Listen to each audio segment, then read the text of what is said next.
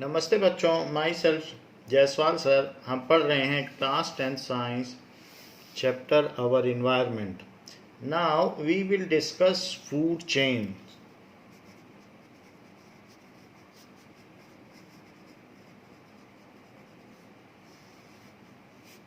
सो food chain यानी खाद्य श्रृंखला। The sequence of living organism in a community. We are living in a community and interacting with each other for the need of energy. Some are prey and some are predators. The sequence of living organism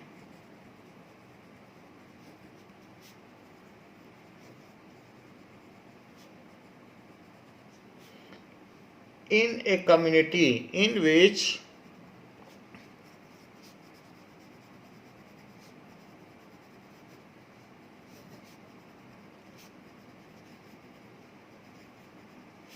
one organism consumes other organism. Plants भी organism में ही आते हैं. One organism consume other organism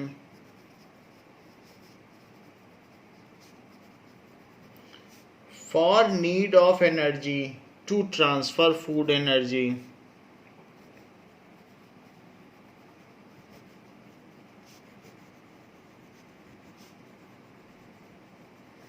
So such sequence of living organism is called food chain.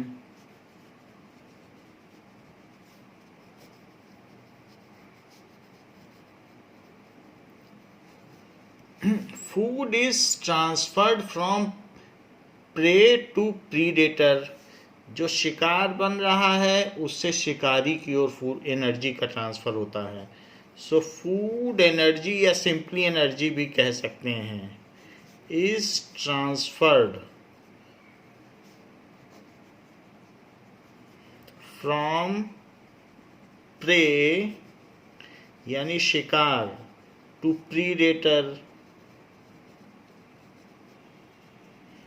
जैसे कि grass को dear खाएगा and dear को lion खा लेगा, तो इस तरीके से ग्रास से फूड एनर्जी ट्रांसफर हुई डियर में और डियर से लॉयन में हो गई.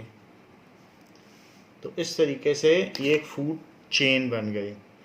Now A list of organisms showing who eats whom is called food chain.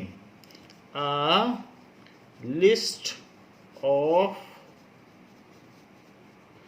organism showing who eats whom is called food chain. तो उसको फूड चेन कहेंगे. For example, grass is eaten by insect. Insect is eaten by frog and frog is eaten by some eagle और snake. So इस तरीके से ये एक food chain हो गई, क्योंकि एनर्जी ग्रास से इसको पहुंचती है. फूड चेन में सन नहीं आता है. Sun is the ultimate source of energy of all living organism. So sun की काउंटिंग नहीं होती है. Now the food can be transferred from one organism to other organism through food chain. Food chain से ही food का transfer होता है. All the food chain begin from plant. सारी फूड चेन प्लांट से ही शुरू होंगी. तो ये भी एक कॉमन पॉइंट है. All the food chains begin from plants. Sun which is ultimate source of energy?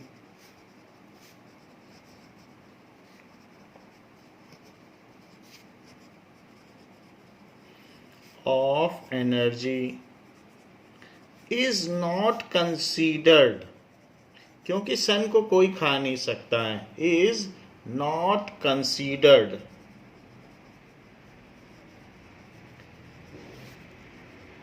a part of food chain. उससे रेडिएशन के थ्रू हमको एनर्जी मिलती है प्लांट्स को, जिसको कि प्लांट ट्रैप करके फोटोसिंथेसिस के थ्रू फूड बना लेते हैं. तो ये on basis of eating, who Yeats हुम के बेसिस पर बनाई गई है. Now the study of food chain is in an area or habitat help us to know various interactions among the different organisms and also their interdependence. अगर हम कहीं ये भी देखें कि कहाँ कौन किसको खा रहा है तो उसके बेसिस पर हमें वहाँ का हैबिटेट का पता चल जाएगा कि वो कौन सा हैबिटेट है. And also in food chain the transfer of food energy is unidirectional. अगर डियर है तो डियर को लॉयन खा लेगा, लेकिन अगर डियर भूखा है तो वो मरे लॉयन को नहीं खा सकता है. तो डियर मर जाएगा लेकिन लॉयन बगल में तो भी नहीं खा पाएगा. तो ये एक ही डायरेक्शन में चलती है. So a food chain represent a single directional और unidirectional transfer of energy. A food chain represent unidirectional flow of energy.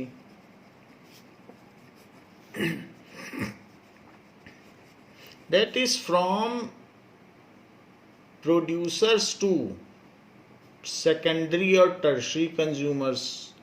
तो जो है टॉप कॉर्निवोर ये इस तरीके से चलती है, from producer to top carnivore.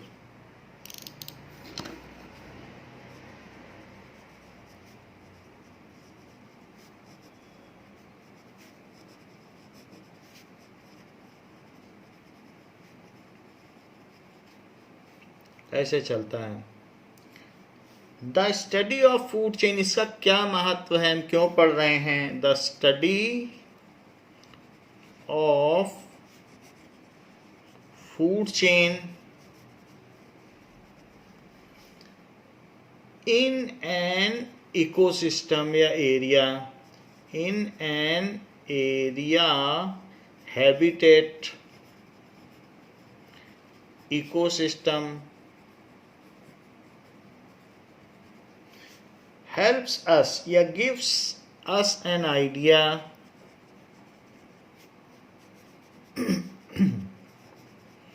that how various community are interdependent on each other. How various communities living in that area or ecosystem, living in that area are interdependent.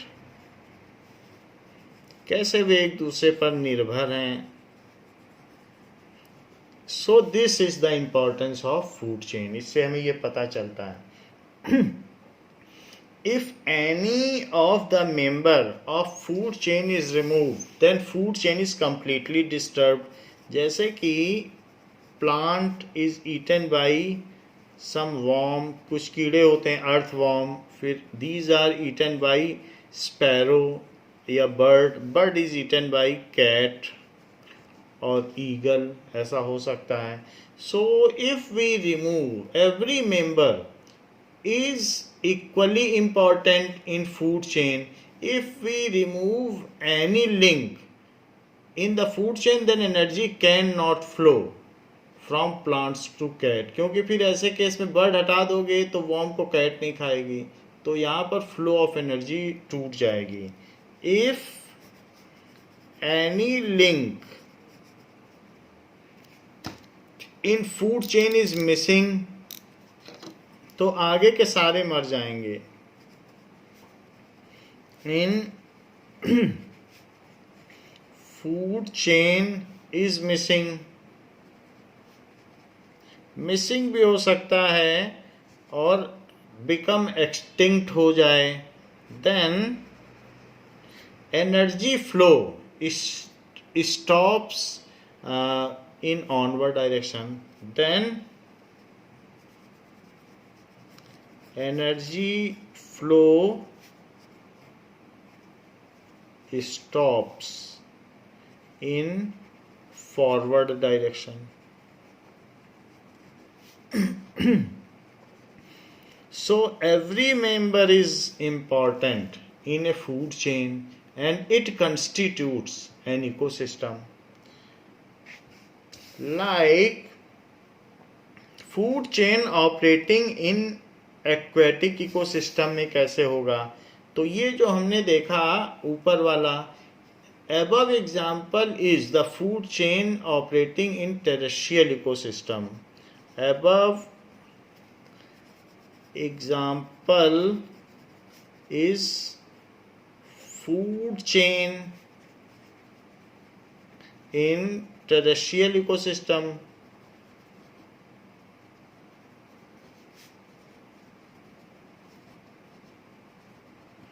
In aquatic ecosystem कैसे होता होगा,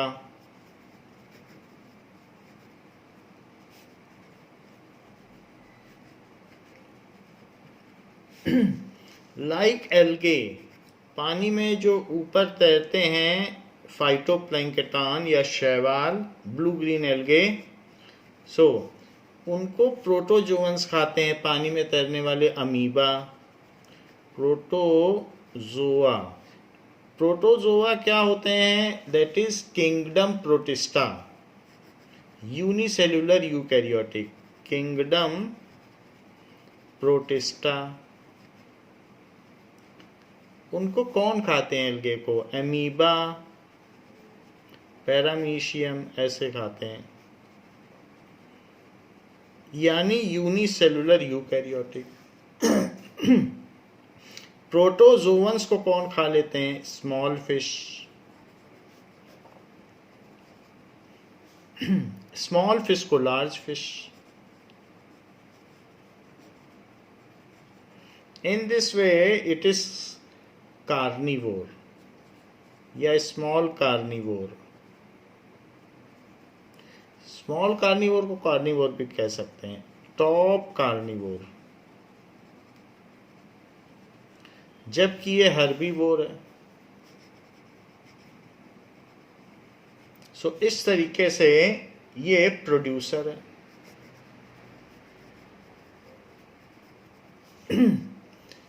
In this way, food chain operates in aquatic ecosystem. In certain cases, we see that some prey are eaten by many predators. ऐसा भी हो सकता है. कई बार ऐसा होगा कि शेर को अगर हिरन नहीं मिलेगा तो ऐसा नहीं होगा कि वो कुछ भी नहीं खाएगा, डियर ही खाएगा, ऐसा नहीं है. If in case it does not get deer, then other food options are also there, like buffalo and other cow. There are other food options in jungle, those can be eaten by lion. तो ऐसा भी होता है कि single, और ऐसा भी नहीं है कि डियर को सिर्फ लायन ही खाए. तो डियर को कई बार ऐसा भी होता है कि टाइगर भी खा लेता है. तो कई चीजें देखने को मिलती हैं, जैसे in some cases one prey is eaten by many predators,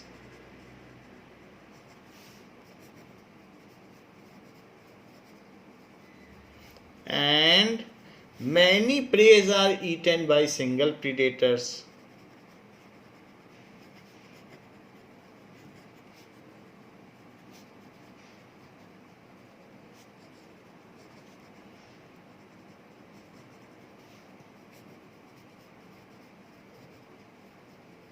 अगर एक सब्जी हमको नहीं मिलेगी तो ऐसा नहीं होगा कि हम वही सब्जी खाते हैं और अब नहीं खाएंगे, दूसरी चीज़ों पे हम डिपेंड रह सकते हैं। जैसे कि grass, one prey is eaten by many predators, deer, तो डियर के बाद ये चेन ऐसे भी जा सकती है कि उसे लॉयन खा ले, उसको टाइगर खा ले,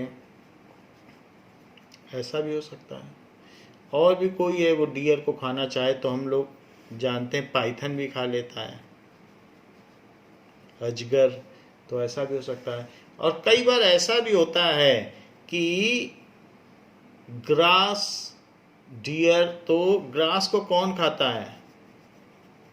ग्रास को काऊ खा लेगी, लेकिन काऊ को, अब लॉयन को अगर डियर नहीं मिल रहा है तो काऊ खा लेगा। इसी तरीके से टाइगर भी यही कर लेता है, कई बार ये बड़ा है तो ये खा भी सकता है, नहीं भी खा सकता है। तो हमने ये देखा कि many preys are eaten by single predator. तो इस तरीके से जब हम कोई चीज़ बनाते हैं, then that becomes a food web. So various organisms, the various food chains are interlinked with each other in a interwoven manner. ऐसा लगता है जैसे वे एक जाल बना रही हैं। तो ऐसे केस में वो फूड वेब बन जाता है कि ऐसा लगता है कि वो क्रिस क्रॉस वे में है, तो वो फूड वेब बन जाता है। Now hence we will see the food web.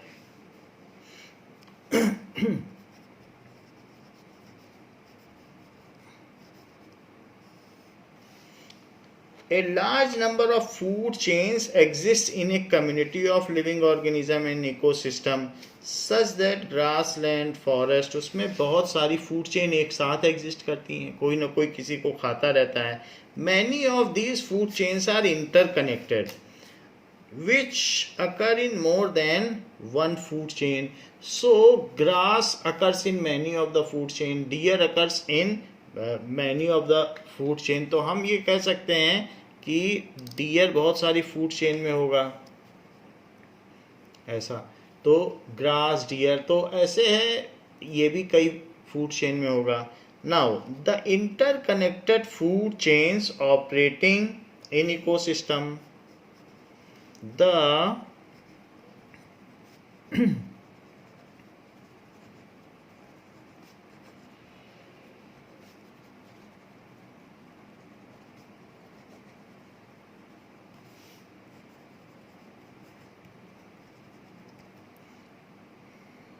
operating in the ecosystem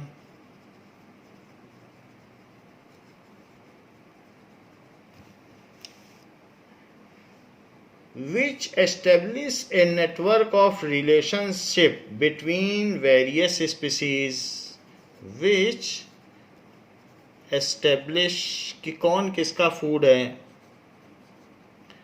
a relationship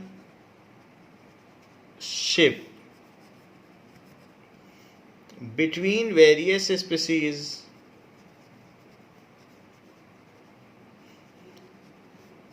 क्योंकि सभी का अल्टरनेट फूड है। अगर डियर ख़त्म हो गए तो सारे चीता मर नहीं जाएंगे, वो दूसरी चीज़ खा लेंगे। सो और अगर सारे चीता मर गए तो भी ऐसा नहीं है कि हिरन खाए नहीं जाएंगे, हिरन को कोई और खा लेगा। So is called food web. जंगल में खाए जाने का खतरा हमेशा बना ही रहता है। Food web, so how they are interlinked with each other. So various food chains are interwoven with each other called make a food web. Now the network of large number of food chains coexisting in ecosystem, the network of large number of food chains coexisting in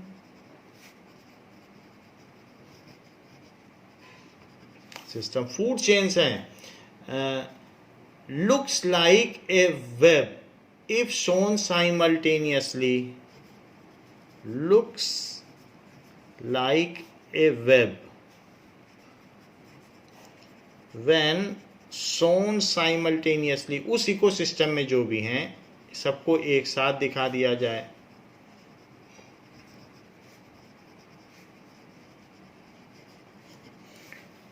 So is called food web.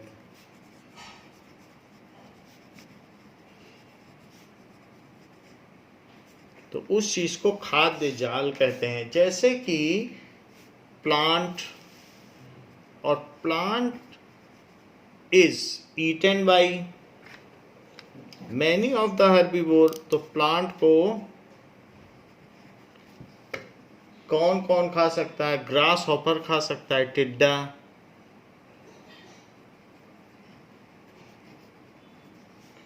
इसके अलावा grass hopper को कौन खा सकता है? Frog खा सकता है. इसी तरीके से इंसेक्ट भी खा सकते हैं, और जो दूसरे इंसेक्ट हैं, और उन सबको फ्रॉग खा सकता है. इसको भी खा सकता है. Now insect is eaten by seed eating birds, या बर्ड्स उसको खा सकती हैं. एंड माइस डायरेक्टली प्लांट को खा सकता है, प्लांट प्रोडक्ट को, रैट या माइस. इसके अलावा रैबिट भी प्लांट प्रोडक्ट्स को खा सकता है. Now rabbit and mice both are eaten by, even birds all are eaten by, snake, even this is also eaten by snake. Rabbits can be eaten by hawk. तो rabbit can be eaten by hawk को कोई नहीं खाता. hawk top carnivore. hawk भी खा सकता है, rabbit को ईगल भी खा सकता है. इसी तरीके से स्नेक को पीकॉक खा सकता है. And now various birds can be eaten. Rabbit को भी ईगल खा सकता है, और इसी तरीके से बर्ड को भी ईगल खा सकता है. ये भी खा सकता है. ईगल जो है इसको भी खा सकता है, ये भी हो जाएगा. एंड माइस को स्नेक खा सकता है, जैसे हमने देखा. तो इस तरीके से ये एक फूड वेब हो गई, कि जो जिसको खा पा रहा है दैट इज फूड वेब. और भी बहुत सारी चीज़ें हैं. प्लांट्स को माइस ने खाया, इससे हम निकाल सकते हैं डियर. तो डियर को खाने वाले कई हो जाएंगे. तो प्लांट से यहाँ पर एक चीज़ बनाई जा सकती है, that is deer. So deer को लायन भी खा सकता है, और टाइगर भी खा सकता है. So in this way it is a web like structure. So it is food web. Now any food web is made up a large number of food chains coexisting in same ecosystem. So any food web खुद ही ecosystem में रहता है. food web consists of, जैसे बहुत सारे धागे आपस में उलझ जाएं तो वो एक फूड वेब बना देते हैं, लेकिन सब धागा अलग अलग है. वैसे ही कुछ यहाँ पर भी है. Consist of a large number. अगर मैं इसमें फूड चेन अलग अलग करूँ तो कम से कम 8-10 फूड चेन हो जाएंगी. Large number of food chains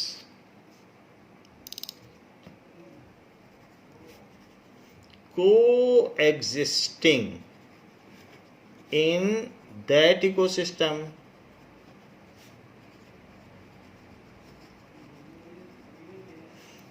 in which one organism is eaten by many and many organisms are eaten by one. One organism is eaten by many. इसका मतलब क्या हुआ कि डियर को खाने वाले जंगल में बहुत सारे लोग हैं. टाइगर खा ले, इसके अलावा लायन खा ले, और भी बहुत सारे पाइथन खा लें, बहुत सारे हैं ऐसे जो कर सकते हैं. And many organisms are eaten by one. Lion सिर्फ एक को नहीं खाता है. लायन डियर को भी खाएगा, काऊ को भी खाएगा, गोट को भी खाएगा. तो बहुतों को एक भी खाएंगे और एक को बहुत खाएंगे.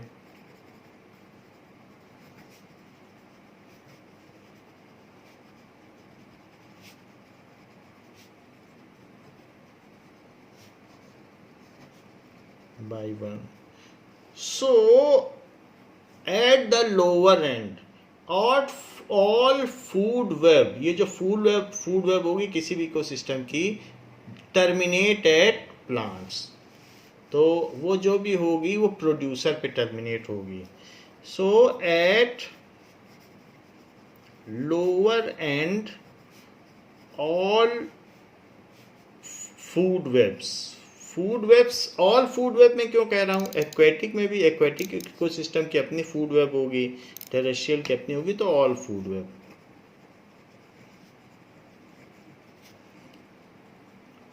टर्मिनेट एट प्रोड्यूसर्स या फिर प्लांट्स, इस तरीके से हो जाएगा. नाउ ये तो बात हो गई फूड वेब की, खाद्य जाल की. What does it mean by trophic level?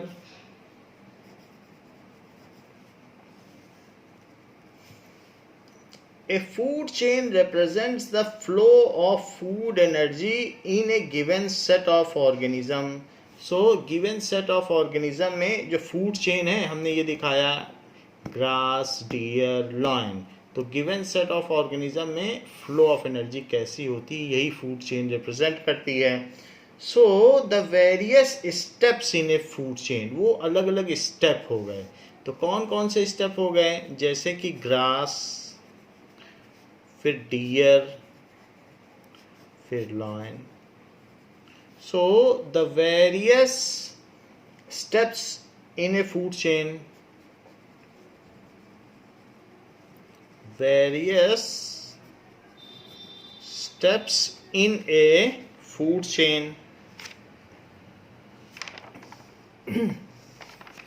Now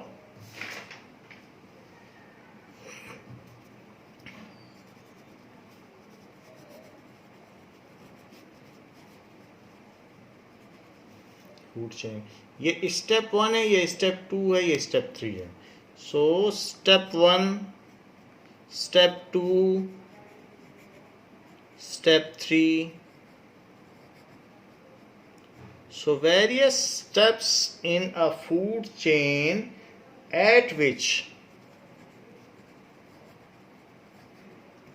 transfer of energy takes place.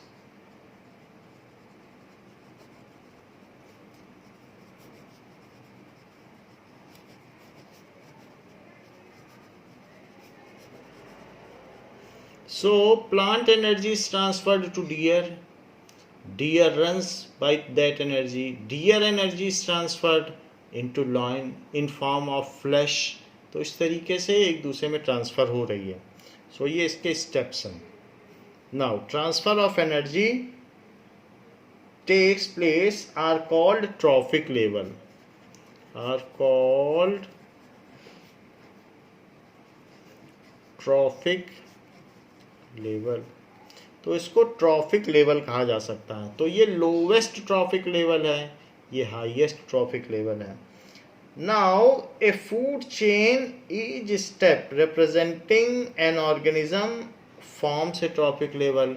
Every step is a trophic level. Now अब ट्रॉफिक लेवल में और कुछ जानते हैं कि ट्रॉफिक लेवल में कौन कौन से लेवल होते हैं. First, the plants are producers and constitute the first trophic level. The plants are the producers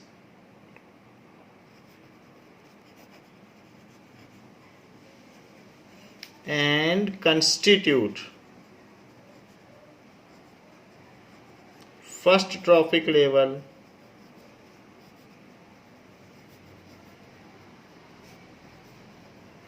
या लोवेस्ट ट्रॉपिक लेवल भी इसको कहा जा सकता है. दे fix up solar energy and make it available for consumers. They fix up solar energy by photosynthesis and make it available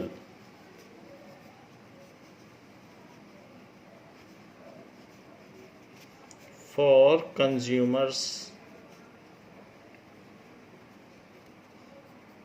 Next is herbivores constitute the second trophic level. Which feed upon plants, जो कि इस पर जिंदा रहते हैं. Plants constitute second trophic level.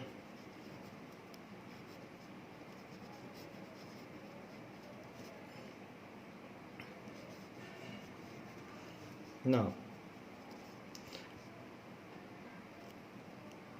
Carnivore, जो कि हम स्मॉल कार्निवोर कह रहे हैं, तो carnivore that feed upon herbivore, that feed upon herbivore constitute third trophic level.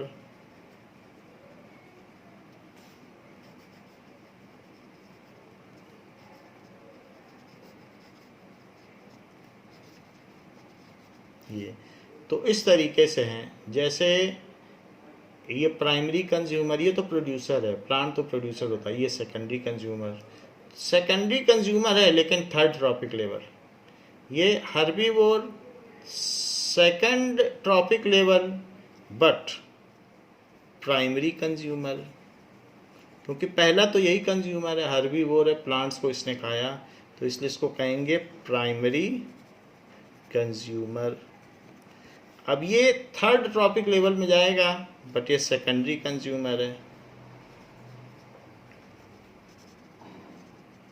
क्योंकि ये कंज्यूमर के मामले में सेकंड है और ट्रॉपिक लेवल यानी थर्ड स्टेप ऑफ एनर्जी. पर प्लांट से इसमें गई एनर्जी, पहला स्टेप, दूसरा स्टेप, तीसरा स्टेप, तो थर्ड ट्रॉपिक लेवल हुआ. या कंज्यूमर तो इस सेकंड स्टेप से शुरू हो रहा है, पहले तो प्रोड्यूसर ही था.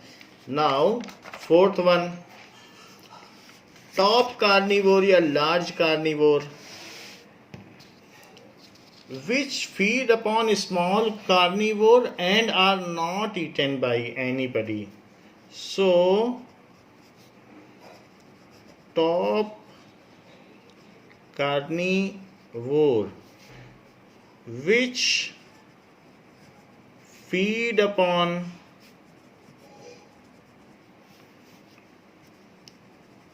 a small carnivore constitute fourth trophic level.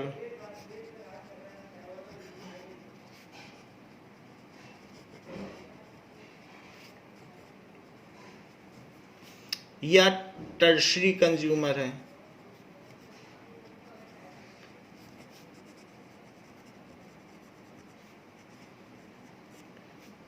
Primary consumer herbivore हो गया, सेकेंडरी कंज्यूमर कार्निवोर और third tertiary consumer top carnivore हो गया. जैसे किसी जंगल में लायन रहता है तो उसके लिए कम से कम उस जंगल में 360 डियर होने चाहिए, अदरवाइज वो सरवाइव नहीं करेगा. किसी जंगल में एक लायन छोड़ दो और 2 डियर छोड़ दो तो 1-2 दिन में खा जाएगा, फिर उसके बाद तो मर जाएगा. तो जंगल में टॉप कार्निवोर लॉयन 2-4 से ज़्यादा सरवाइव नहीं कर सकते किसी जंगल में। अगर बहुत बड़ा फॉरेस्ट है तो कई लायन हो सकते हैं, अदरवाइज एक बहुत बड़े एरिया में 100 हेक्टेयर एरिया में एक लॉयन अगर रहेगा, क्योंकि ऐसा ना हो कि चेस करने के लिए उसको ज़्यादा एनर्जी लग जाए और उसके हाथ में छोटा शिकार लगे, तो ऐसे केस में वो मर जाएगा। सो प्लेंटी ऑफ कार्निवोर्स या herbivore should be available for carnivore और टॉप कार्निवोर की प्रे में ज़्यादा मुश्किल नहीं आनी चाहिए, तभी टॉप कार्निवोर सरवाइव करते हैं और इसीलिए इनके नंबर्स कम होते चले जाते हैं, इनका बायोमास भी कम होता चला जाता है। Now we have seen that if we show various trophic level in form of energy और biomass, जैसा मैंने बताया आपको कि इस तरीके से चलेगा, it is in a triangular pyramidal shape। तो सबसे ज़्यादा अगर आप वेट करोगे तो सबसे ज़्यादा वेट प्लांट का रहेगा, प्लांट का बायोमास सबसे ज़्यादा है, तौल के देख लोगे तो भी सबसे ज़्यादा आएगा। तो प्रोड्यूसर्स फर्स्ट ट्रॉपिक लेवल पर हैं और इनका सबसे ज़्यादा बायोमास है, क्योंकि बहुत सारा अगर आपने खाया है, अगर आपने 100 ग्राम का सेब खाया है तो आपके बॉडी में जो एक्सक्रीटा निकल जाएगा, सब कुछ होगा, 10 ग्राम ब्लड और फ्लैश बढ़ेगा। तो 10% लॉ चलता है कि जितना आप खाओगे उसका 10% ही बॉडी पे लगता है, बाकी लाइफ प्रोसेसेस में चला जाता है। ग्रोथ हमारे जो बॉडी है या बायोमास की ग्रोथ है वो 10% नेक्स्ट लेवल पे होती है। So this is producers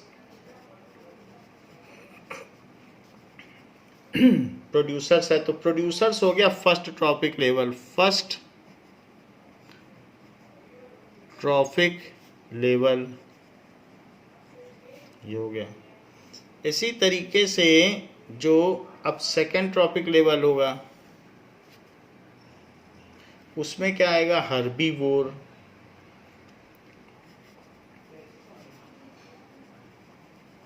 so it is second trophic level, second trophic level. फिर इसके ऊपर थर्ड आएगा, वो क्या आएगा, कार्निवोर। उनका बायोमास कम होगा, अगर आप उनका वजन करोगे, हर्बीवोर है तो हर्बीवोर से कार्निवोर पे जाएंगे तो उनका वजन कम होगा। जैसे आप ये कहेंगे कि फ्रॉग इंसेक्ट्स को खाता है तो फ्रॉग का वजन जितना होगा वो इंसेक्ट्स के वजन का 10% ही होगा। तो it is third trophic level.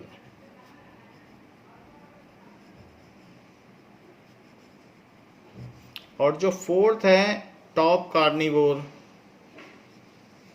Top carnivore, top carnivore fourth trophic level है।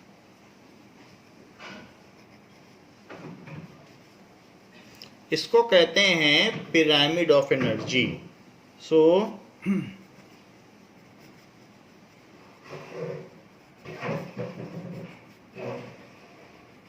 ये एनर्जी पिरामिड है ट्रॉपिक लेवल का, इसको इस तरीके से दिखाया जा सकता है।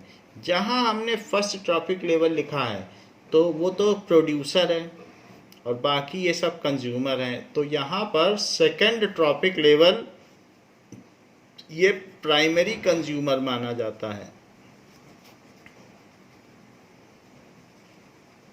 और ये तो प्रोड्यूसर हो गया, लिखा है प्रोड्यूसर, तो ये तो कंज्यूमर नहीं हुआ।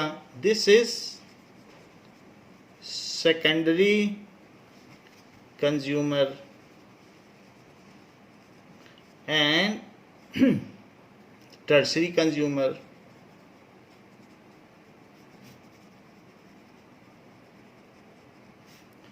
So some food chain runs up to 5 trophic level, but at 5th trophic level the energy becomes so less that the life cannot be sustained at that level। मान लीजिए अगर 5 स्टेप्स तक कोई चेन चल गई तो ऐसे केस में जो 5th वाला है उसको 5th ट्रॉपिक लेवल वाले को बहुत कम एनर्जी मिलेगी। सो सम फूड चेन्स, ये फूड चेन और फूड वेब के बेसिस पे बनाई गई है. So some food chain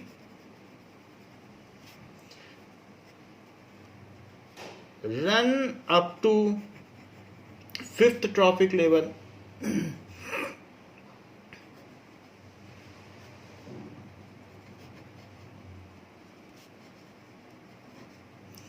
But at that level energy becomes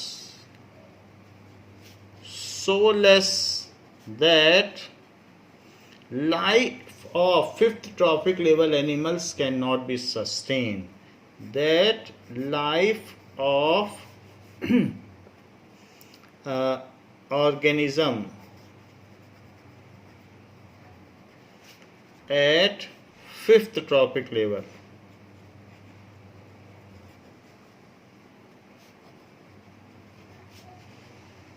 can not be sustained.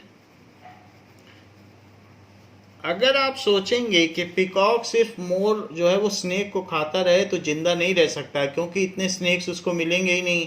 तो ऐसे केस में वो अनाज खाता है, मटर खाता है, चना खाता है और वो ऑमनीवोर हो जाता है. उसको अपनी लाइफ को बचाए रखने के लिए कुछ न कुछ हर्बीवोर भी बनना पड़ता है. जैसे कि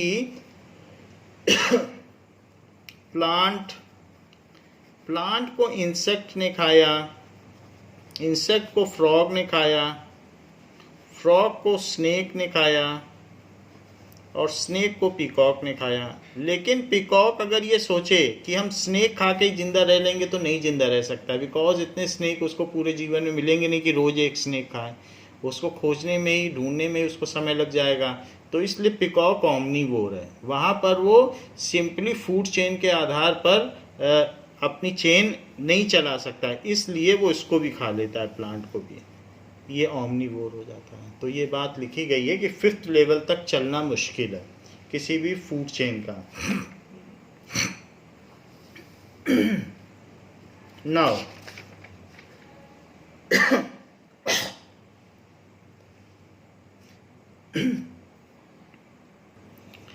Raymond Lindemann has given 10% law for this. Now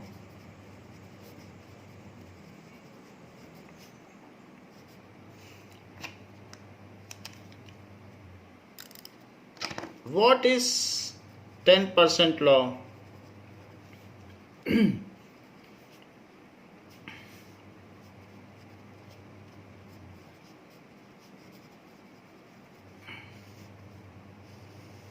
So it is given by Raymond Lindemann for the transfer of energy in nature.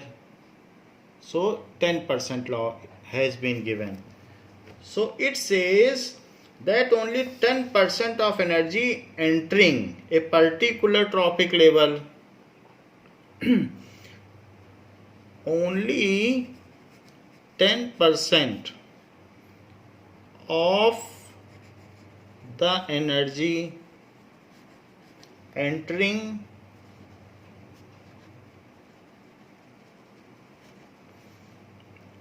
in a particular trophic level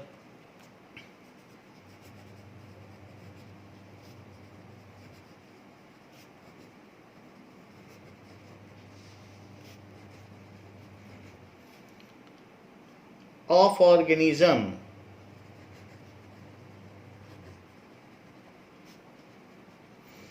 is available for transfer to next trophic level, is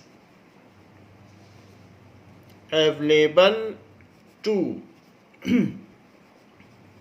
transfer for next trophic level. So सिर्फ 10% energy का ही transfer किया जा सकता है. Available for transfer to next trophic level.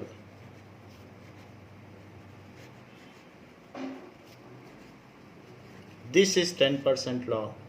And plant absorb only 1% of solar energy, तो 10% law में एक ये भी बात है, फिर उसके आगे 10% लॉ होता है. So plants trap only 1%, 1% solar energy को ही वो ट्रैप कर पाते हैं. Only 1% solar energy for and convert into food, और उसको फूड में बदल देते हैं.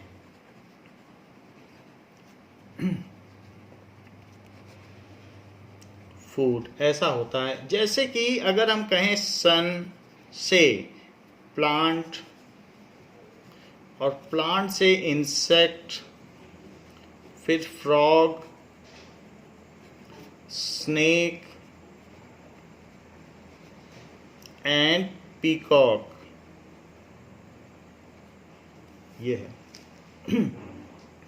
तो ये जो भी लॉ है उसके हिसाब से बायोमास भी होगा.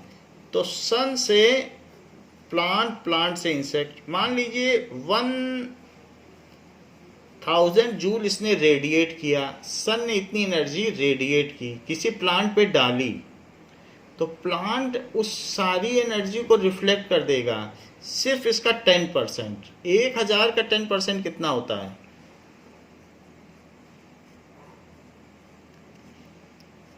सो 1000 1% की, क्योंकि जो सन सोलर एनर्जी उसका तो 1% ही लिया जाएगा, यहाँ लिखा है 1%, तो 1% कितना हो गया? 10 जूल. तो प्लांट सिर्फ उसके ऊपर 1000 जूल की एनर्जी पड़ी है, लेकिन वो 10 जूल से ही खाना बना पाएगा, बाकी रिफ्लेक्ट हो जाएंगी, या इसके अलावा बाकी से ट्रांसपिरेशन हो जाएगा, वाटर वेपर का इवेपोरेशन हो जाएगा, दैट ऑल इज वेस्टेड, और बाकी जो है सक्शन ऑफ वाटर में चली जाएगी. बायोमास में कितनी कन्वर्ट होगी? 10 जूल. 10 जूल का मतलब अब जितना भी इसका बायोमास होगा उससे जो नेक्स्ट इंसेक्ट बनेंगे, मान लो किसी जंगल में 1000 केजी प्लांट हैं, तो उस जंगल में इंसेक्ट कितने होंगे उसका 10% कर लो. अब केजी में भी देख सकते हो, क्योंकि जो इतने केजी कोई चीज़ है वही उसका बायोमास है, उसी के हिसाब से एनर्जी होगी. तो 10 जूल का 10% निकालिए. 10 जूल का 10% क्या होगा? सो इट इज नाउ 1, तो इसको 1 जूल मिलेगी, इससे इसको 1 जूल से फ्रॉग को कितनी मिलेगी? अब इंसेक्ट को ये खाएगा, हम 100 ग्राम का सेब खाते हैं तो हमारे शरीर का वजन 10 ग्राम बढ़ता है. सिर्फ इस तरीके से हमारा बायोमास भी उसी हिसाब से बढ़ता है, बाकी एक्सक्रीटा और दूसरे एनर्जी चेंजेस में निकल जाता है. ग्रोथ हमारी 10 ग्राम ही होगी अगर 100 ग्राम का एप्पल खाएंगे. तो इसका 10% निकालो.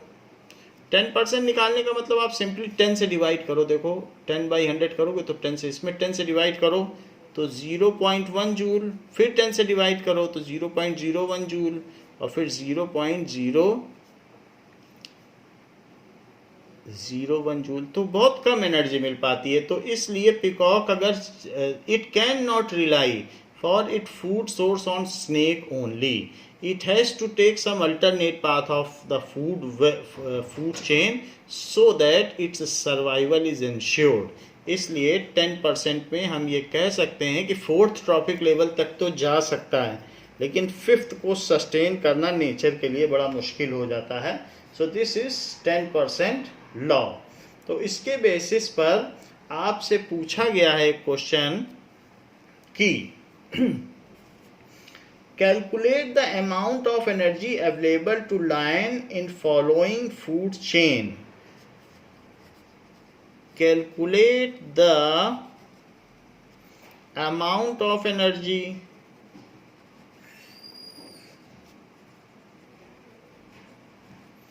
available to lion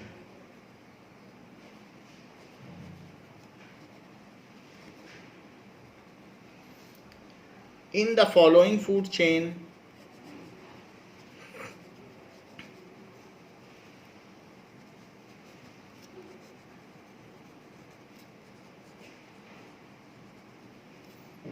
If plants have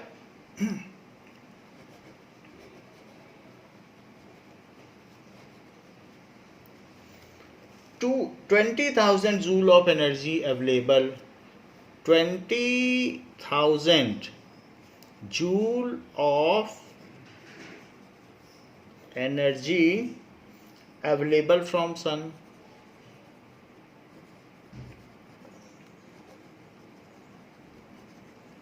और क्वेश्चन में ये भी दिया गया है कि जो फूड चेन है वो ऐसी है, प्लांट, डियर, लॉयन. सो इसके पहले इस फूड चेन में आप सन ले लें, तो सन को आप फूड चेन का हिस्सा ना बनाएं, ऐसे दिखा दें. तो ये सन हो गया. सन में अगर 20,000 जूल एनर्जी इससे मिली तो प्लांट को कितनी मिलेगी? सो 20,000 जूल, 20,000 एनर्जी इसमें है, इसका 1% लो. 1% का मतलब है कि 1/100, तो 2 जीरो कम हो जाएंगे. 1/100 करना पड़ेगा. 10% करोगे तो 10/100, तो इसलिए 200 जूल. अब यहाँ से 10% करो, दैट इज 10/100. 10/100 का मल्टीप्लाई करने का मतलब है 1/10 का मल्टीप्लाई, तो एक एक जीरो कम होगा. यहाँ 2 जीरो कम, फिर एक एक जीरो कम. तो अब यहाँ 20 जूल, फिर यहाँ 2 जूल. तो इस तरीके से लॉइन के पास 2 जूल एनर्जी ही पहुँचेगी. सो इससे पता चलता है कि जो भी प्रोसेस है उसमें आप यहाँ पर 10% लिखते जाइए. 10% लॉ, दैट इज रेमंड और लिंडमैन्स का 10% लॉ यहाँ पर आपने लगा दिया. Now the trophic level in a food chain can be represented by pyramids of number. The trophic level in a food chain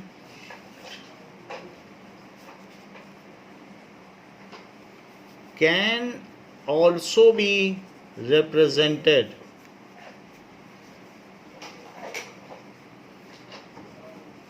by pyramid of numbers.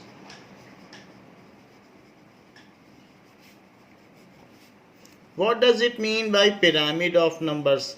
That means all the animals coming in any trophic levels are listed in that pyramid at that trophic level. That is called pyramid of numbers. जैसे कि किसी trophic level में उन सारे animals या organism को दिखाओ जो जहाँ पर पड़ता है. तो एनिमल्स हो, प्लांट्स हो, इंसेक्ट्स हो, तो उन सब को दिखाया जाए. तो उन सब का जो नंबर काउंट होगा कि कौन कौन है, तो वो पिरामिड ऑफ नंबर बता देगा. इस तरीके से. So if we count the number of species living in each trophic level in a food chain, then it is called the pyramid of numbers. यहाँ पर कितने लोग हैं हर एक स्पीसीज के, सो उसको पिरामिड ऑफ नंबर्स कह सकते हैं.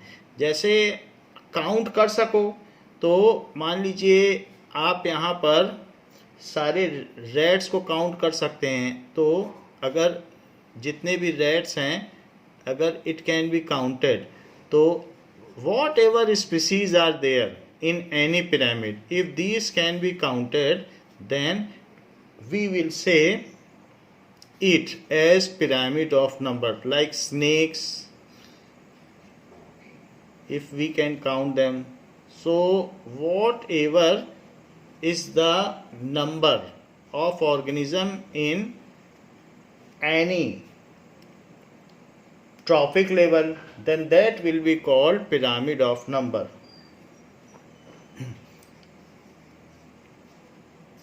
Like this is hawk.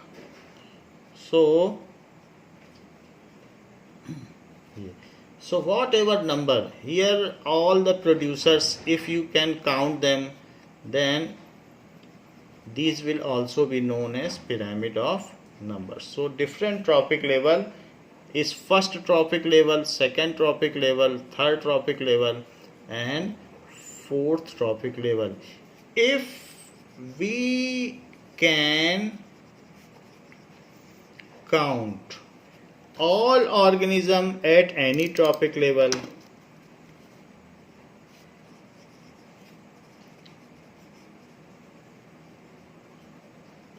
of various species. वो various species के भी हो सकते हैं.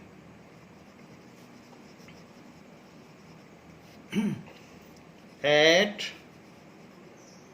any ट्रॉपिक लेवल, तो उसे पिरामिड ऑफ नंबर कहते हैं और इनका नंबर ऊपर चलते चलते कम होता जाता है. Then it is called pyramid of number. It decreases from bottom to top.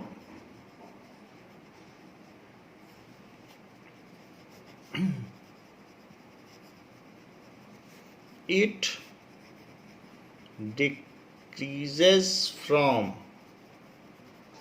bottom to top.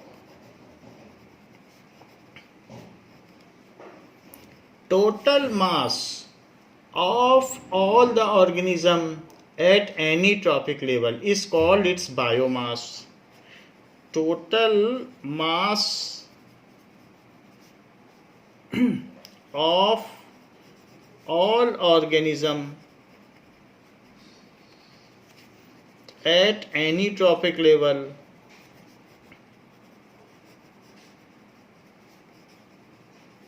is called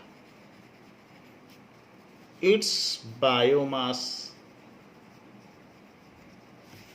It also decreases from bottom to top as per 10% law. अगर यहाँ 1000 किलो है तो यहाँ 100 किलो, यहाँ 10 किलो, फिर यहाँ 1 kilo, तो इस तरीके से चलेगा.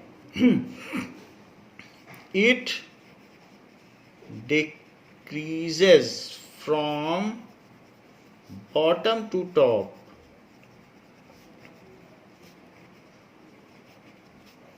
as per 10% law. तो अगर बाज का या ईगल का फ्लैश खरीदने जाएंगे तो सबसे महंगा मिलेगा. ये सबसे आसान मिलेगी सब्जी. जितनी इसकी कीमत होगी उसकी 10 गुनी इसकी होगी. 10 रुपए किलो आलू है तो 100 रुपए किलो चिकन होगा. ऐसे ऐसे हम ऊपर चलते चले जाएंगे तो 1000 रुपए किलो स्नेक होगा, फिर 10,000 रुपए किलो ये होगा, क्योंकि वो चीज़ उतनी रेयर है तो उसको मिलने में भी मुश्किल होगी. तो इस तरीके से we can see that biomass decreases, the trophic of number decreases. These are there is a decrease.